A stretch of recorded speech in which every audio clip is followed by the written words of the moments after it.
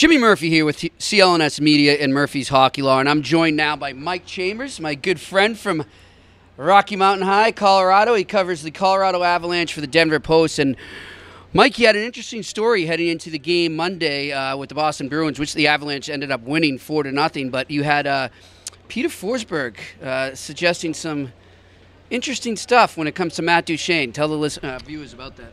Well, Peter was on Swedish TV on Saturday it was a broadcast of the Avalanche game in New Jersey. The Avs lost 4-1, but during an intermission, or it might have been after the game, Peter Forsberg came on and just kind of threw Matt Duchene under the bus, said that the Avs have to trade this guy or just bench him. And so I wasn't aware of it until last night, but a Swedish reporter contacted me, gave me the link, and translated it for me. And then I wrote about it in the Denver Post online and linked them, and it blew up. And it's obviously a big story because Avalanche GM Joe Sakic and Peter Forsberg are really good friends.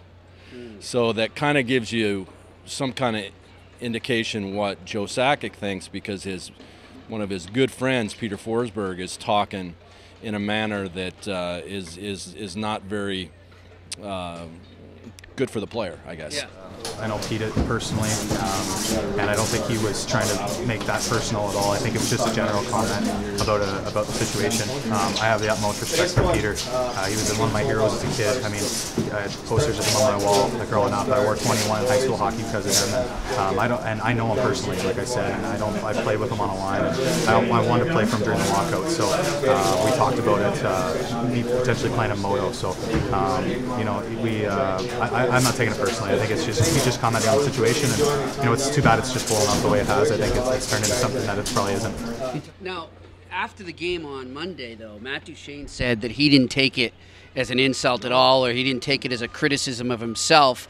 He feels it's being blown out of proportion. Is that him just playing politics right now, or do you think he really feels that way? Well, I think he's playing politics and he feels that way, but Peter Forsberg has a job to do. I mean, he was hired as a guest analyst for this Swedish sports station. So he has to be honest too. I mean, so maybe that is his opinion. He doesn't know about the whole situation and what Matt knows about, but I think Duchene treated it, he was a pro about it and said, hey, he's got a job to do. He said this. I don't agree with him, but he's still an idol of mine. And, it's interesting. It shouldn't even got to this point, right? I mean, obviously, Matt Duchene has been in trade rumors since last year's draft. Even before that, at the trade deadline, Sakic has been very determined on what he wants and what he'll accept as a return for Matt Duchene. But at what point is Joe Sakic going to have to say, I got to compromise a bit here for what's better for the team right now? Well, right now, what's better for the team is to keep Matt Duchene. I mean, if he can get away with the defense that he puts out of there, this is a 2-1 team now on a tough 3-game trip. So as this team wins, I expect Matt Duchene to calm down and have more fun, and perhaps he wants to stay and a trade never happens. Yeah. But does Joe Sakic want him here? I mean, based on Peter Forsberg's comments. I think Joe Sakic wants him here if the team wins. Obviously, if the team struggles defensively, that's one way that you can quickly improve your D-core, is to move Matt Duchene for a top 4 D.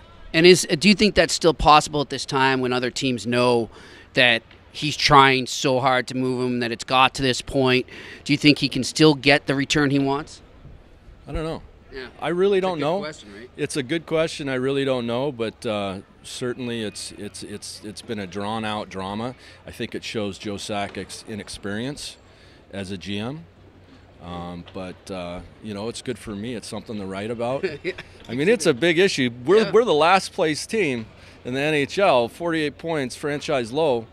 But obviously the whole thing around number 9 is a good storyline, and it's fun to write about, even though hopefully both sides are going to win in the end.